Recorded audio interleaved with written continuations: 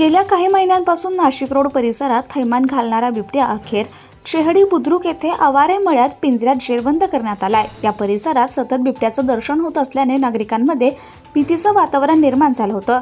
Nashik road येथे वनविभागाने आतापर्यंत तरी 6 ते 7 बिबटे पकडले असून सुमारे 8 दिवसांपूर्वी माजी नगरसेवक पंडित आवारे यांच्या मळ्यात बिबट्या दिसून आला होता। त्यावेळी त्याच्या लहान भावाने भारत आवारे यांनी द्राक्ष बागेत फवारणी करताना संध्याकाळी सुमारास बिबट्याला ओलांडताना पाहिले।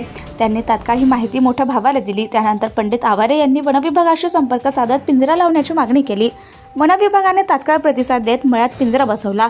अखेर 8 ते 10 दिवसांच्या प्रतीक्षेनंतर आज सकाळी सुमारे 7 वाजता भारत आवारे यांना बिबट्या पिंजऱ्यात अडकल्याचं दिसून आलं। त्यांनी तात्काळ वनविभागाला कळवलं। विभागाने बिबट्याला ताब्यात घेतलंय। नाशिक रोड परिसरात सतत बिबट्याचं दर्शन होत असल्याने नागरिकांमध्ये भीतीचं वातावरण कायम आहे। वनविभागाने या घटनेनंतर नागरिकांना सतर्क राहण्याचं आवाहन केलंय। Subscribe now and press the bell icon. Never miss an update.